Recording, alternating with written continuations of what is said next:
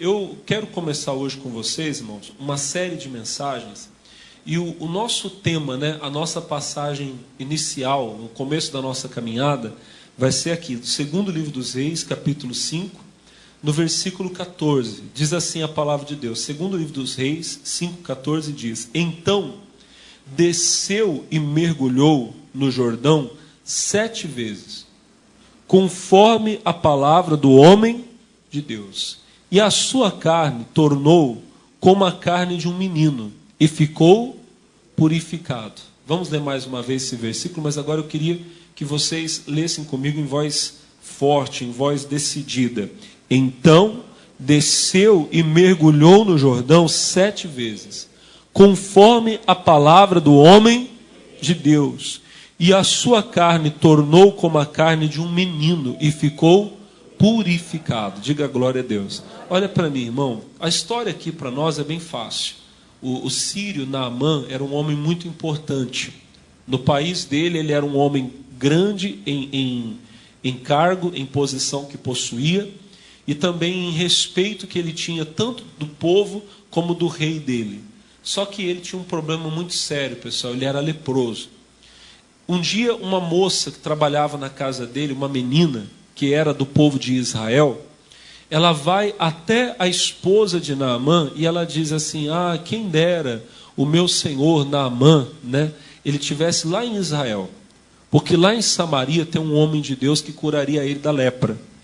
Aquela notícia chegou, irmãos, ao Naamã, e ele foi falar com o rei dele. E para resumir a história, ele vai então para Israel. Quando ele chega lá, irmão, primeiro ele vai até o rei, levando uma carta do próprio rei da Síria, dizendo: olha, quando essa carta chegar às suas mãos, saiba que eu estou enviando o meu servo Naamã para que você o cure da lepra. E o rei de Israel fica desesperado, ele chega a rasgar as vestes, e ele diz: quem é que esse homem pensa que eu sou? Ele acha que eu sou Deus para curar alguém da lepra? Ele está querendo arrumar um pretexto para guerrear comigo. E a notícia de que o rei tinha rasgado as vestes chega no profeta Eliseu, e Eliseu manda dizer para o rei: por que você rasgou as vestes? Manda ele vir falar comigo, ele vai saber que tem um profeta em Israel, que tem um homem de Deus em Israel. Naamã vai até a casa de Eliseu, e quando lá chega, Eliseu manda um recado para ele, um mensageiro dizendo: vai até o rio Jordão e lava-te 7 vezes, e você vai ficar purificado. Irmão, no começo Naamã não gostou não, ficou chateado. Eu pensei que esse homem viria, que ele iria colocar as mãos sobre mim, que ele iria invocar o Deus dele, o Deus de Israel, e eu ficaria curado. Agora ele vem me mandar mergulhar no Jordão. Será que as águas lá do meu país não são melhores do que todas as águas de Israel? Eu poderia, se fosse questão de me lavar, eu poderia me lavar no rio Abana, no rio Farpar, que são muito melhores do que o rio Jordão. E ele está indo embora indignado, está indo com raiva para casa. Aqui ele ia dar um baita de um problemão. Só que aí os servos dele, que estavam junto dele, chegam a ele e dizem assim: mas meu pai, se o profeta te pedisse uma coisa difícil, uma coisa muito grande, o senhor não faria? Ele está te pedindo uma coisa tão simples, você só tem que ir e mergulhar no Jordão, você vai ser curado, não custa nada tentar, vai. E o Naamã ouve a palavra então daquele pacificador e vai. E a Bíblia chega então nesse nosso ponto aqui. Ele desce 7 vezes ao Jordão, mergulha 7 vezes, e a Bíblia diz que ele é completamente curado. Diga glória a Deus. Sobre a cura de Naamã, eu costumo explicar uma coisa. Eu nunca vi, irmão, ninguém pregar isso que eu estou falando. Isso aqui é um entendimento que Deus deu a mim. E eu creio que eu não tô enganado, não. A cura de Naamã, ela pode ter se dado de 2 maneiras.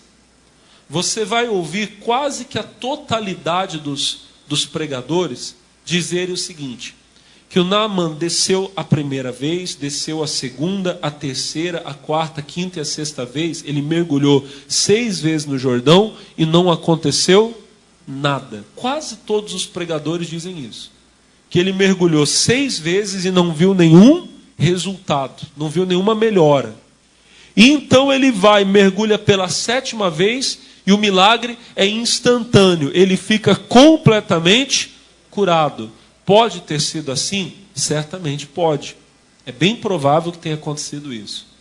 Mas eu acredito, irmãos, que pode ter acontecido de uma outra maneira também.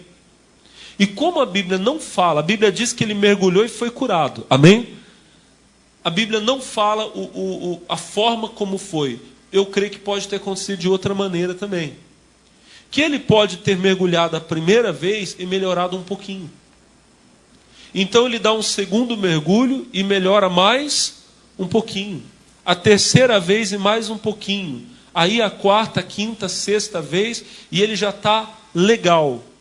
Só que a sétima vez vai acontecer algo extraordinário. O que é uma coisa extraordinária? Vai acontecer algo fora do comum, fora do normal. Se você ler comigo aqui o versículo de número 14, vai dizer, então desceu, mergulhou no Jordão 7 vezes, conforme a palavra do homem de Deus. Aí olha o que diz a Bíblia. E a sua carne tornou como a carne de um menino. E ficou o quê? Purificado. Prestem atenção, irmãos. A Bíblia diz que a carne dele se tornou como a carne de um menino. Irmão, não tem tratamento médico, estético que seja capaz de fazer isso. Eu estava esses dias na minha casa e peguei o DVD do meu casamento. Eu me casei, irmãos, quando eu tinha 23 anos. Estava vendo lá eu e a minha esposa, 13 anos atrás, quando a gente se casou. E aí você olha e você começa a falar, meu Deus, olha, parece que não, mas o tempo passou. Eu hoje, com 36 anos, eu não tenho mais a mesma cara, vamos dizer assim, a mesma cara de menino que eu tinha com 23. Alguém aqui vai olhar e vai falar, pastor, mas o senhor ainda está um garoto, obrigado pelo amor de vocês. Tem muita gente que está assim, não, pastor, o senhor está acabado mesmo, tá feio, viu? Tudo bem, Deus abençoe vocês que têm maldade nos olhos, liberta, Senhor. Mas tirando a parte da brincadeira, irmão, eu olho e eu vejo mudança. Deixa eu falar uma coisa para você. Não tem creme, não tem Cicatricure, não tem Rugol, como é que é o nome do outro lá? Irmão, não tem tratamento que me faça voltar a ter 23 anos. Agora imagina que de vez em quando eu pego lá as fotos. Teve uns meninos que foi em casa um tempo desses atrás e eu mostrei para eles umas fotos. E eu tenho foto lá em casa, algumas lá de quando eu tinha 15, 16 anos. Tem foto lá de eu abrindo culto na igreja lá de Jacareí, pessoal, com a guitarra lá, né? E os meninos olham e falam, meu Deus, pastor, olha só que cara de menino, de criança. E eu tinha mesmo. Eu olho hoje aquelas fotos e hoje eu entendo o susto de quem chegava na igreja naquela época e me via pregando. Porque aconteceu algumas vezes de pessoas chegar na igreja, levantar e ir embora. E coitado, irmão, perdeu muito. Porque nunca fui eu. Sempre foi Deus. Amém? E é sobre isso que eu vou falar com você hoje. Tudo que eu estou falando aqui é uma introdução para chegar na mensagem principal que eu quero te dar. Mas voltando ao que eu estou falando para você, irmão. O Naamã, ele desce as águas do Jordão. E a Bíblia diz que a carne dele se torna como a carne de um menino. Eu costumo brincar, irmão. O Naamã, quando chegou em casa, deve ter feito sucesso. Deve ou não deve? Imagina quando a mulher dele olha para ele. Se ele voltasse para casa só curado, sem lepra nenhuma, mas com a aparência, eu não sei quantos anos o Naamã tinha, mas vamos dizer que ele tivesse a minha idade, 36 ou 40, ou tivesse os seus 50 anos. Se ele chegasse em casa, um homem de 40, 50 anos, 60 que fosse, não sei, completamente curado, sem lepra, já não seria uma alegria? Agora imagina o Naamã chegando em casa com a cara de um menino. A mulher dele olhando e falando, homem, você está bonito, agora ficou feio para mim. Né? O pessoal vai ficar olhando eu andando com você na rua, é sua mãe? Né? Você está com a cara do menino, vai ficar até feio para mim agora. Quem está entendendo, diga amém. Irmão, a Bíblia diz que Deus faz mais do que pedimos ou pensamos. Agora, por que eu chego a essa conclusão de pensamento? Porque talvez, olha para mim, talvez lá no 6º mergulho, Naamã já estava 100%. Talvez ele olhou ali na pele ali, puxa, está tudo aqui. A lepra infelizmente, irmão, ela faz às vezes cair pedaço do corpo, a pele imagina, ele talvez já não tivesse mais um pedacinho do nariz, da orelha. Imagina, irmão, a pele toda. De repente ele olha e está tudo. E no sexto, ele podia falar: rapaz, já está tão bom, nem preciso mais, deixa eu ir embora. E vai embora. E ele teria perdido isso. Irmão, Deus quer fazer mais na sua vida do que você possa imaginar. Tem gente que veio para a igreja, irmão, e recebeu uma cura e foi embora. E ela não sabe que Jesus queria fazer ela voltar a ser criança, nascer de novo, dar a ela uma nova vida. Quem está entendendo, diga glória a Deus. Irmão, Deus, Ele quer fazer mais na sua vida do que você pode imaginar. Não para, não. O sétimo mergulho, o número 7 na Bíblia representa perfeição. Continua mergulhando. Pastor, mas até quando eu vou ter que descer as águas? As águas representam a palavra. Desça até você chegar à perfeição. Até você ser aquilo que Deus quer que você seja. Posso falar para você? Eu não cheguei ainda. Alguém aqui já chegou? Quem aqui, pastor? Eu acho que já acabou tudo que Deus tinha para fazer na minha vida. Tem alguém? Se tiver, eu vou pedir para Deus levar você agora. Tem alguém aqui, pessoal? Pastor, eu acho que já acabou. Tudo que eu tinha para receber de Deus, já recebi. Olha aí para o irmão do lado. Se ele falar: não, eu já estou tudo. Vem cá que eu vou orar para você morrer agora. Tem alguém? Não. Quem crê que Deus ainda tem muito para fazer? Você crê? Olha para o irmão e fala: você precisa continuar descendo. Amém? Deus ainda tem muito para fazer na nossa vida. Quem crê, diga amém. E o que é que nós vamos fazer? Olha para mim, irmão. Nas próximas semanas, nós vamos descer ao Jordão. Eu quero passear um pouquinho com vocês na Bíblia. E nós vamos cada semana ir em alguma passagem, algum versículo da Bíblia que mostra o Rio Jordão. E aprender alguma coisa ali. Amém? A primeira vez que a Bíblia menciona o Rio Jordão está lá em Gênesis capítulo 13. Vamos lá? Vamos dar o primeiro mergulho hoje. Fala para o teu irmão: vamos mergulhar. Vamos, diga para o teu próximo: vamos ao Jordão. Se ele falar para você: ah, não quero ir não, você fala para ele: lembra do Naamã, ele não queria, né? Gênesis 13, quem achou, diga amém. Nós vamos ler, eu vou resumir porque a história é grande. Eu quero ir com vocês lá no verso 10, tá bom? Gênesis 13, verso 10. Quantos acharam? Digam glória a Deus. Diz assim, ó: e levantou Ló os seus olhos e viu toda a campina da onde? De que lugar? A campina do Jordão, que era toda bem regada. Antes do Senhor ter destruído Sodoma e Gomorra, era como o jardim do Senhor, como a terra do Egito quando se entra em Zoar. Olhem para mim, por favor, prestem atenção. A história aqui, ela é muito fácil, ela é bem conhecida. Eu já tive a oportunidade de pregar para você algumas vezes, mas eu nunca preguei como eu vou pregar hoje. Qual que é o contexto? O que está acontecendo aqui? Abraão e Ló, eles estão num impasse. A Bíblia fala que Deus abençoou muito Abraão, e Abraão cresceu, enriqueceu muito. Lá no capítulo 13, no verso 1, a Bíblia vai dizer que Abraão volta do Egito, por onde ele passou e não era para ter passado, mas tudo bem, tudo coopera para o bem daqueles que amam a Deus. E quando ele volta do Egito, o verso 2 diz que ele volta muito rico em ouro, em prata. Ele estava muito abençoado. E ele continuou crescendo, continuou prosperando. Provérbios 10, 22 diz que a bênção do Senhor enriquece e não... Quanto mais você andar com Deus e abençoado for, mais você vai crescer, você vai prosperar. Diga amém. E o Ló, sobrinho de Abraão, que andava com ele, também foi crescendo. Também foi sendo abençoado. Coisa boa é você andar perto de alguém que é abençoado, irmão. Amém? Coisa boa é você andar com alguém que está na direção de Deus. Porque aquela pessoa vai sendo abençoada e você vai pegando carona, você vai sendo abençoado também. Olha para o irmão e fala: é por isso que eu gosto de ficar perto de você.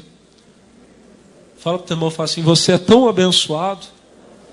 Fala para o teu irmão que só de ficar perto de você. Olha para o irmão e fala: eu vou para a casa mais rico hoje. Diga para o teu irmão, diga assim: fala o mesmo. Amém? A mesma coisa. Eu gosto de estar aqui em Taubaté porque aqui só tem gente rica, abençoada. Amém? O Abraão, irmão, estava crescendo. E o Ló estava com ele e estava sendo abençoado. Só que daí veio aquele momento da tentação.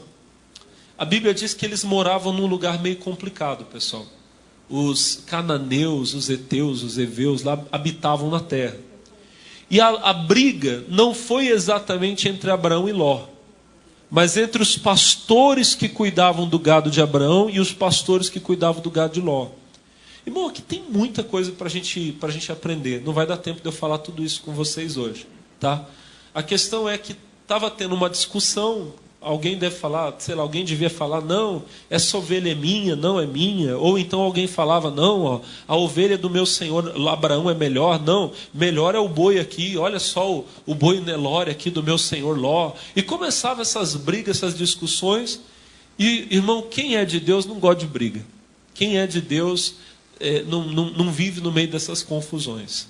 E sempre quem vai começar a resolver uma briga, sempre vai ser a pessoa mais de Deus. Amém? Quando um casal briga, quem é o primeiro a pedir perdão? Aquele que é mais espiritual. Não tem nada a ver com estar certo ou estar errado. Tem a ver com não querer andar na contenda. Não querer andar na briga. Os irmãos estão entendendo? Abraão procura Ló e diz para ele, olha Ló, não vamos brigar. Nós somos irmãos. A terra é grande. Escolhe para onde você quer ir. Se você escolher a direita, eu vou para a esquerda. E se você escolher a esquerda, eu vou para a direita. E então chega nesse momento da Escritura que nós acabamos de ler. A Bíblia diz que Ló levanta os olhos e ele vê a campina do Jordão, que era toda bem regada. Irmãos, o Rio Jordão, ele é um rio que ele tem umas coisas assim que são só dele. O Rio Jordão, se eu não me engano, pode ser que eu esteja enganado, eu fiz a pesquisa, mas esqueci de ver esse detalhe. Mas o Rio Jordão, se eu não me engano, ele é o único rio no mundo que está abaixo do nível do mar, em quase todo o percurso dele. Todos os rios do mundo eles estão acima do nível do mar e desaguando no mar. E o Rio Jordão ele também deságua no mar. Ele nasce lá na Síria e deságua no Mar Morto. Só que o percurso dele é quase que todo abaixo do nível do mar. Isso é muito estranho. Ele tem a geologia dele também é bem diferente. Outro dia eu pego algumas informações para trazer para você. E aí vem uma coisa interessante, pessoal, sobre o Rio Jordão. Ele não tem mais a vazão de água que ele tinha nos tempos antigos. Eu estava vendo que parece que diminuiu em 90%. Hoje ele é 10% do que ele já foi. Imagina o tamanho de rio que ele já foi. Hoje as pessoas que vão lá a Israel e o visitam, elas têm uma noção de quão grande já foi o Rio Jordão. Mas aconteceu muita coisa, né, pessoal? Poluição e consumo humano, tal, ele foi diminuindo. Naquela época em que Abraão e Ló caminhavam juntos, o Jordão devia ser muito grande. E a Bíblia fala que a campina dele, as margens dele, era toda bem regada. Então aquela terra devia ser uma terra muito boa para as pastagens, para o gado. O Ló olhou aquele lugar bonito, e a Bíblia chega a dizer que parecia o jardim do Senhor. Diz assim, antes do Senhor ter destruído Sodoma e Gomorra, era como o jardim do Senhor. Aqui sempre tem aquela lição que nós trazemos e falamos o seguinte, irmão. Nem sempre aquilo que parece ser do Senhor, o é. Você que é um homem de Deus, uma mulher de Deus, você tem que vigiar muito nisso. Você não pode tomar decisões baseado na aparência. A gente sempre fala isso. Não é a mensagem que eu quero entregar para você hoje, mas eu preciso tocar nesse assunto. Você não pode olhar para uma coisa só porque ela parece ser de Deus, ou porque ela é muito bonita. Eu vou escolher as coisas pela aparência. Tem aquela citação que para nós ela... Me perdoa se alguém vai falar, pastor, o senhor está repetindo. Eu sei que eu já falei isso outras vezes, mas é bom a gente voltar nesse ponto. O profeta Samuel, quando ele vai até Belém para ungir aquele que seria o novo rei de Israel, que era Davi, o primeiro que ele vê não é Davi. O primeiro dos filhos de Jessé que ele vê é o Eliabe. E o Eliabe, a Bíblia fala que era um rapaz bonito, alto. Ele olha para Eliabe e ele diz: certamente está perante o Senhor o seu ungido. E ele vai pegar lá o azeite para derramar sobre Eliabe, e Deus diz para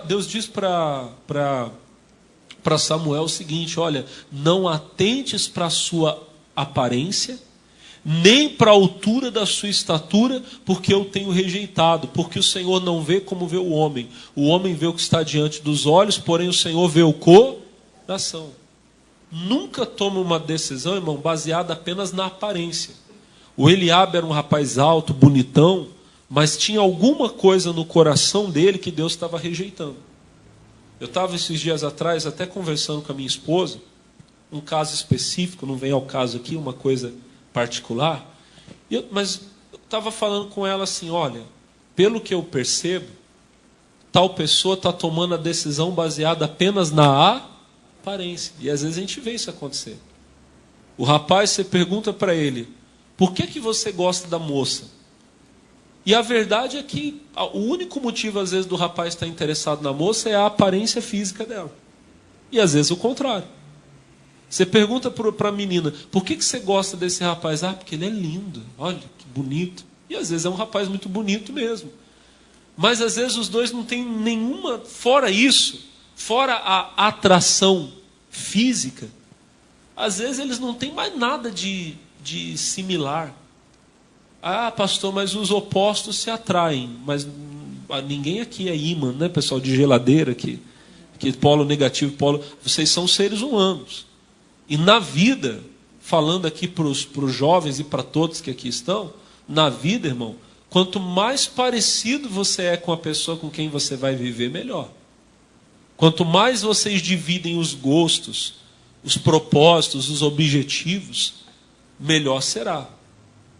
Quando marido e mulher estão caminhando na mesma direção, quando eles lutam por um objetivo em comum, quando eles entendem que eles estão cumprindo um propósito de Deus na vida deles, irmão, olha para o pastor, é muito certo que eles vão ter muito mais força e condições de vencer, de caminhar juntos até o final. O problema é que às vezes ele vive uma vida e ela vive outra. E aí os dois acabam se encontrando dentro de casa. Mas eles não têm o mesmo propósito, eles não gostam das mesmas coisas. A única coisa é que o rapaz acha a moça bonita, ela acha ele bonito. Só que um dia pode ser que ele encontre outra que ele ache mais agradável. Ou ela, né, encontre um rapaz que fisicamente a atraia mais. E aí, irmão, acaba acontecendo essas coisas feias que a gente vê aí no mundo. Então não pode ser só isso. Não pode ser apenas a aparência. Tem que ter uma direção de Deus ali. Mas tudo bem, não é a nossa mensagem de hoje. O que eu queria falar para você mesmo é outra coisa. Olha para mim. O Ló cometeu um erro muito grande. A Bíblia vai dizer para nós aqui no versículo 11 assim, ó: então escolheu para si toda a campina do Jordão, partiu Ló para o oriente, apartaram-se um do outro. Habitou Abrão na terra de Canaã, Ló habitou nas cidades da campina, armou as suas tendas até Sodoma, lê em voz alta: ora, eram maus os varões, os homens, né, de Sodoma, grandes pecadores contra o Senhor. 14. E disse o Senhor a Abrão, depois que Ló se apartou dele: levanta agora os olhos, olha para o lugar onde estás, para a banda do norte, sul, oriente, ocidente, porque toda esta terra que vês, hei de dar a ti e a tua semente para... Qual foi a diferença da decisão de Ló e a decisão de Abraão? Ló tomou a decisão dele confiando nos olhos dele. E Abraão, ele tomou a decisão, a escolha do lugar onde ele deveria ficar, por uma direção de Deus. Ele esperou naquele lugar até que Deus falasse com ele. E Deus disse: Abraão, é este o lugar que eu vou dar a você. Irmão, eu não quero ter nada que não venha de Deus. Eu tenho que ser totalmente dependente de Deus. Se você for uma pessoa sábia, você vai aprender a depender de Deus em todas as suas escolhas, em todas as suas decisões. O erro de muita gente é que ela pensa: não, eu sei o que eu estou fazendo. Você escuta muito isso, irmão. E a melhor coisa para você seria você parar de achar que você sabe alguma coisa. Você confia muito na sua experiência, não, porque eu tenho muitos anos de vida, porque eu já fiz isso muitas vezes, e aí, meu irmão, você toma as piores decisões, decisões que lá na frente você vai se arrepender, vão doer em você, você vai ter prejuízo sério. Irmão, aprenda a depender de Deus, a confiar em Deus. Eu ouvi um tempo atrás, acho que era um pastor, e ele estava comentando sobre uma entrevista, eu achei isso muito forte, que deu um grande pregador, irmão, já é falecido hoje, já está com Cristo na glória, nós cremos, mas um grande homem de Deus chamado Billy Graham. O Billy Graham, para muitos, ele foi talvez o maior pregador da nossa geração, da última, e realmente ele levou talvez milhões de pessoas a conhecer a Cristo. Glória a Deus pela vida dele. E dizem que um dia, esse pastor contava que um dia, Billy Graham estava numa entrevista. E a pessoa que o estava entrevistando perguntou a ele assim, irmão Billy, fala para mim, qual foi, nesses anos de ministério que você tem, qual foi a maior tentação com a qual você teve que lidar? Foi a fama? Porque você ficou muito conhecido? Foi o dinheiro? Porque você administrava missões muito grandes, então era muito dinheiro que às vezes você tinha que lidar. O cidadão que estava entrevistando ele falou, foram as mulheres, a tentação de cair no adultério. E diz que enquanto ele estava falando isso, o irmão Billy Graham estava parado assim, fez um minuto assim de silêncio, e de repente ele olhou para aquele homem que estava entrevistando ele e disse assim, olha, todas essas coisas que você falou, realmente eu tive que lidar com todas elas em algum momento. Eu tive que lidar com tentações relacionadas ao dinheiro, ao adultério, ao orgulho, à fama, mas não foi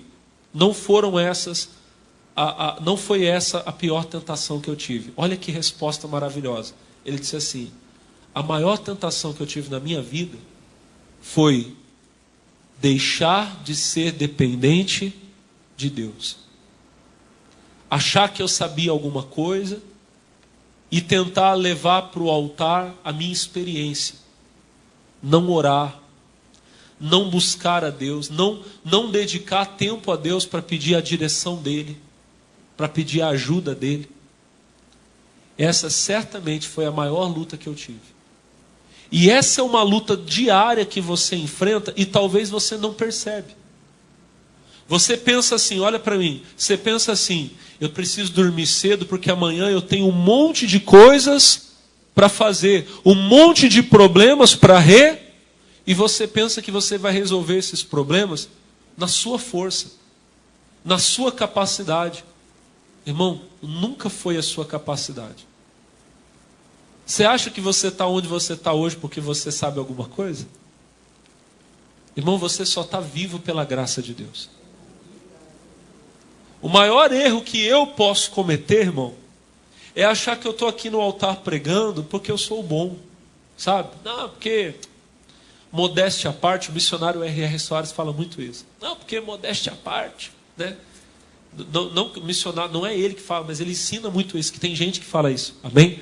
Não, porque modéstia à parte, eu sou bom, né? Eu já li a Bíblia muitas vezes, eu tenho um anel de doutorado em teologia, eu sou doutor em divindade. Não, porque eu sou um homem de muito, eu já expulsei demônio, irmão, coitado de mim.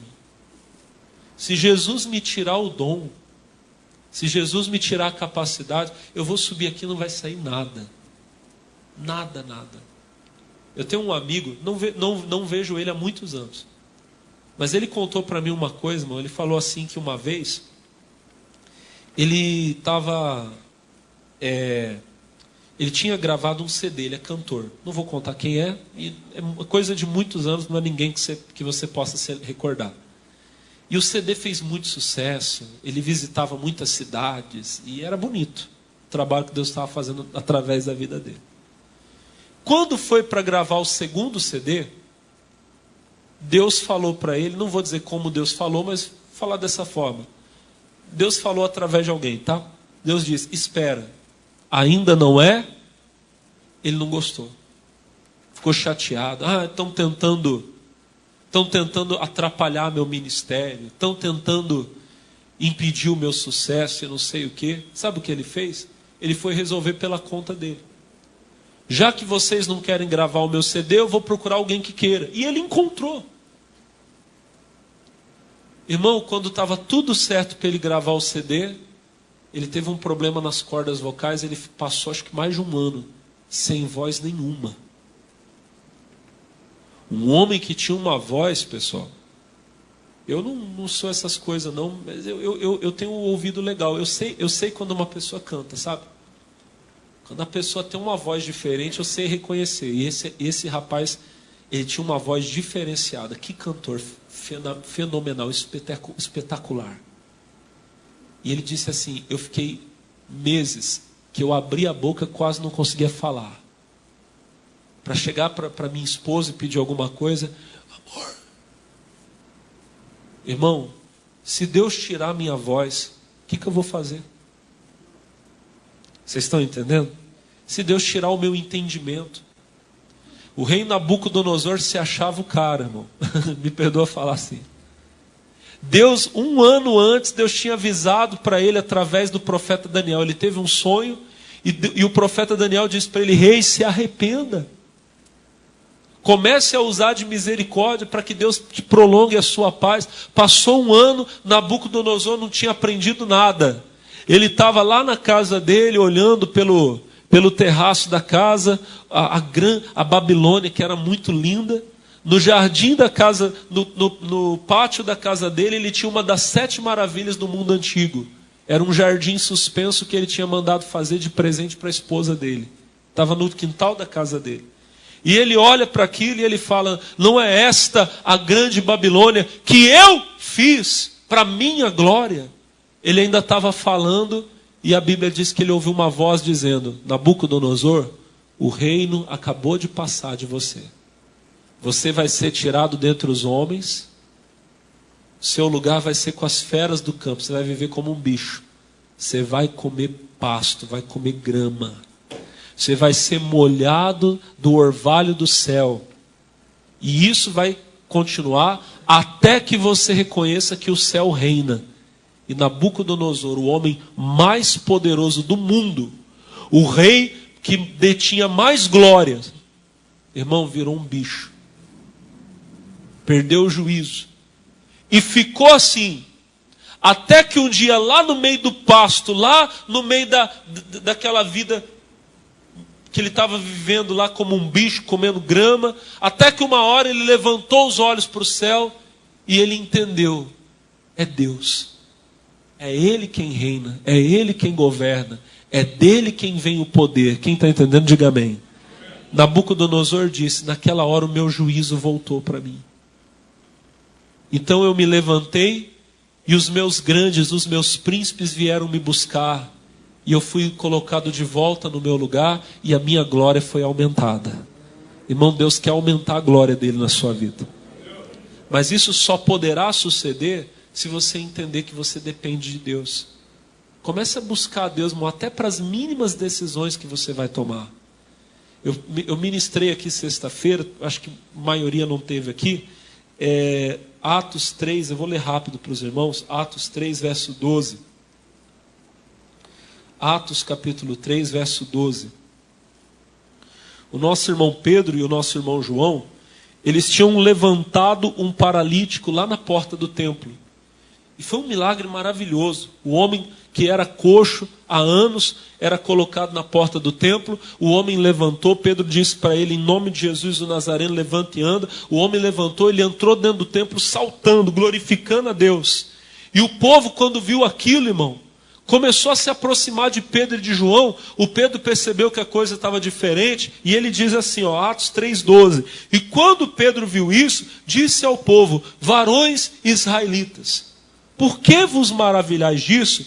Ou por que olhais tanto para nós, como se por nossa própria virtude ou santidade fizéssemos andar esse homem?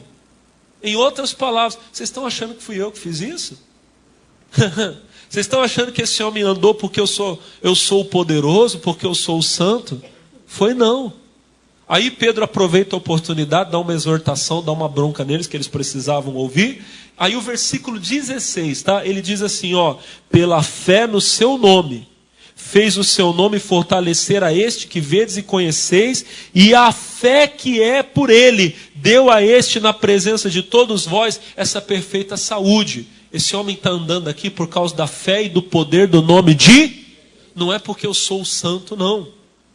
Às vezes você pensa isso, irmão. Tem gente que pensa, não, é porque eu sou muito santo, é porque eu sou muito dedicado. Irmão, é graça de Deus sobre você. Seja cada vez mais dependente de Deus. Vá a Deus todos os dias. Dedique tempo, irmão, para esperar em Deus. Você que é pregador, que está aqui na igreja, ou que talvez está até em casa e vai assistir essa mensagem, dedique tempo para esperar a mensagem de Deus. Senhor, me mostra o que eu tenho que falar. Você vai ver que isso vai mudar. Você não vai falar coisas da sua cabeça, da sua inteligência. Você vai falar coisas que virão do céu, que virão do alto. Diga glória a Deus.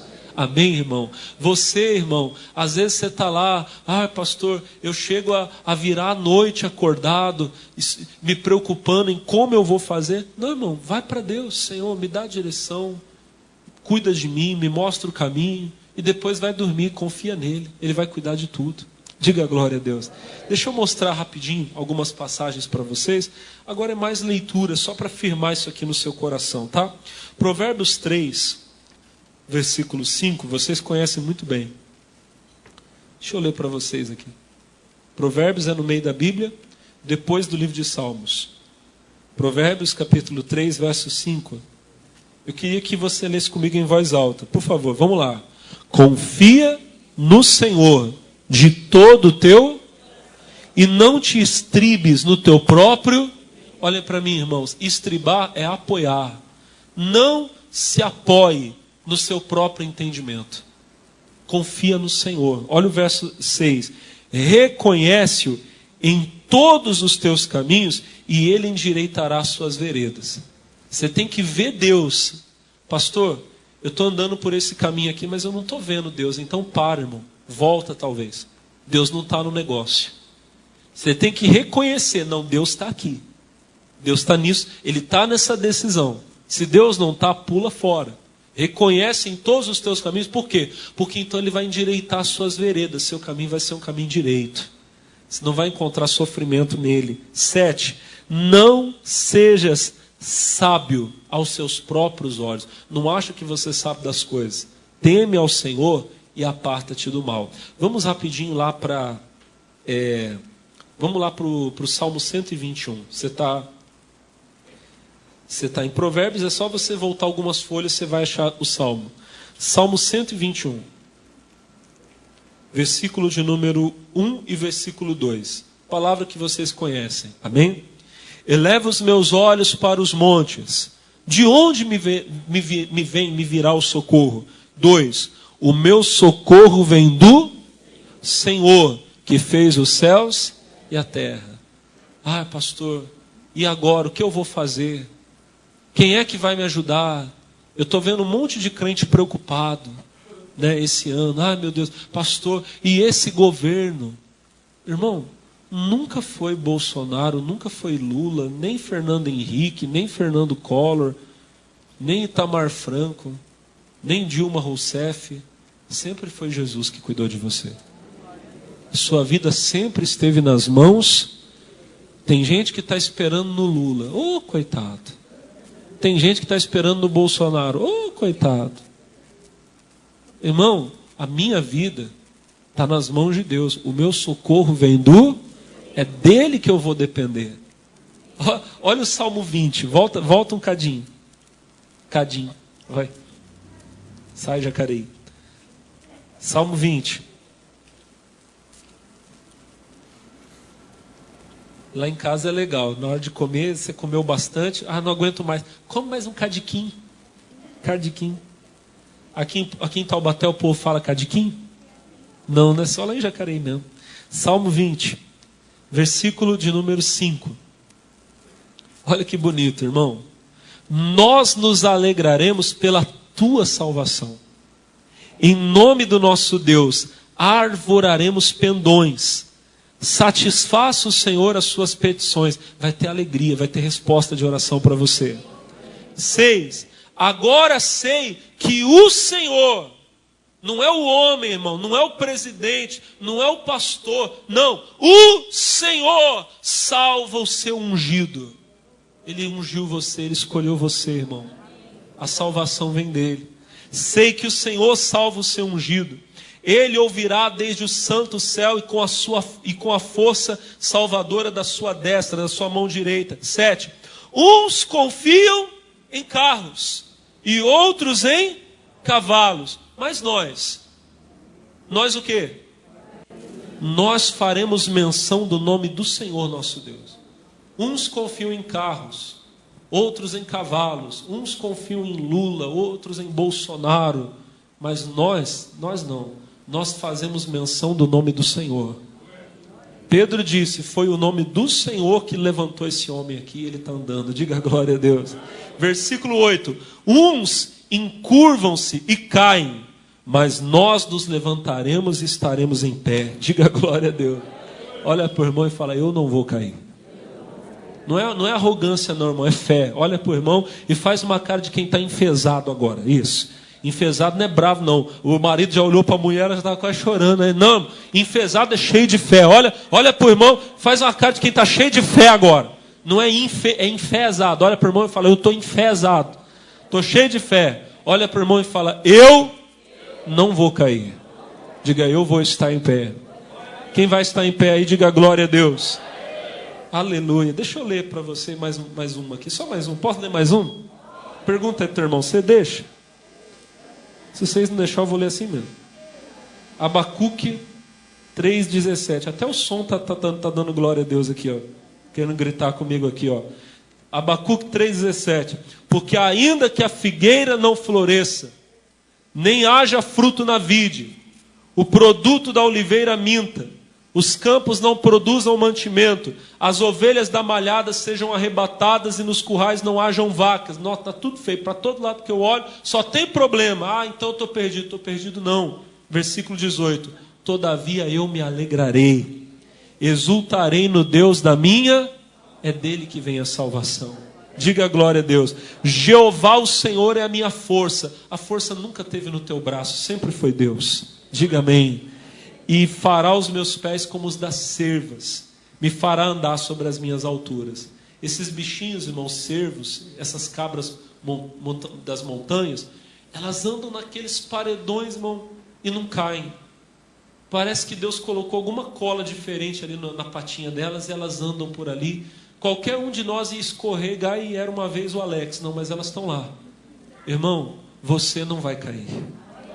Deus vai colocar a unção dele nos seus pés. Você vai andar nas alturas e você vai glorificar a Deus. Agora, seja dependente de Deus. Não escolha com os seus olhos, não. Espera no Senhor. Amém? Essa é a lição que a gente aprende com o Jordão hoje. Vamos ficar de pé, meus amados? Em nome de Jesus. Deus tem bênção para você aqui hoje. Quem vai sair daqui muito abençoado, diga eu vou. Por favor, coloque a mão no seu coração. Feche os seus olhos. Oh, meu Deus, estou aqui, Pai, para te pedir agora o perdão. Meu Deus, se há na minha vida alguma coisa, qualquer coisa, que não te agrada,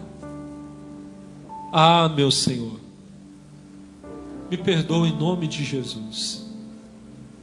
Se fiz contra ti aquilo que é desagradável, se aos seus olhos, meu Deus, eu tenho sido reprovável, eu te peço em nome de Jesus, tem misericórdia de mim agora. Purifica-me com teu sangue e purifica, meu Senhor, teus filhos, tuas filhas que estão aqui em nome de Jesus. Apaga todo o pecado com o teu sangue precioso. Esse irmão e essa irmã irão participar hoje do corpo e do sangue de Jesus. Quando eles comerem deste pão, beberem deste cálice, eles serão abençoados, não amaldiçoados. não serão culpados do corpo e do sangue de Jesus. Tua palavra diz que se alguém come, bebe, não discernindo, este, meu Deus, está comendo, bebendo para a sua própria condenação. Meu Deus, tira de nós toda condenação. Se andarmos na luz como Ele na luz está, temos comunhão uns com os outros. E o sangue de Jesus, seu Filho, nos purifica de todo pecado. Irmão, se você precisa contar alguma coisa para Jesus, conte agora. Fale para Ele, diga: Jesus, eu caí, eu errei. Fui muito longe no pecado, na rebeldia. Meu Deus, eu estou aqui para te pedir agora, me purifica com teu sangue. Me purifica com teu sangue. O sangue de Jesus te purifica agora, irmão, de todo pecado, todo pecado. Seja purificado, seja lavado, seja perdoado, seja perdoado, seja perdoada, em nome de Jesus. Levante a mão direita para o céu e diga: Senhor, eu creio que o teu sangue me limpa, purifica de todo pecado. Fala assim: tira de mim toda culpa, em nome de Jesus. Amém. Receba a vida. Toda a igreja agora levante as mãos. Isso. Abra os braços agora como quem está preparado para abraçar alguém. Jesus está aqui, Ele te abraça agora. Aleluia, aleluia. Pode dar glória a Deus. Pode dar glória a Deus. Pode dar glória a Deus. Pode dar glória a Deus. Glória a Deus. Aleluia. Aleluia. Isso, vai adorando.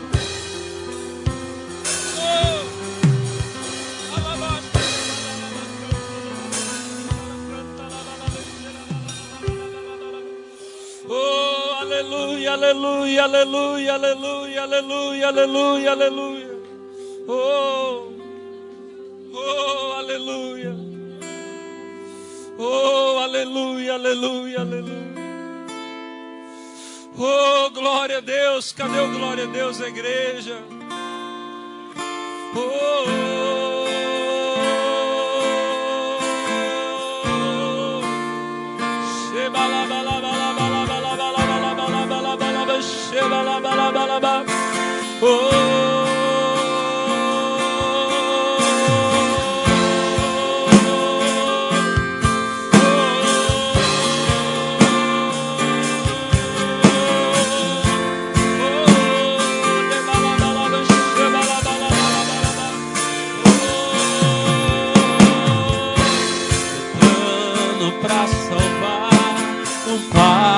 Para selar silêncio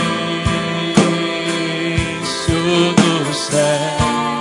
Oh, resgate, salvação, resgate, salvação, encheu seu coração, Ele tem êxito.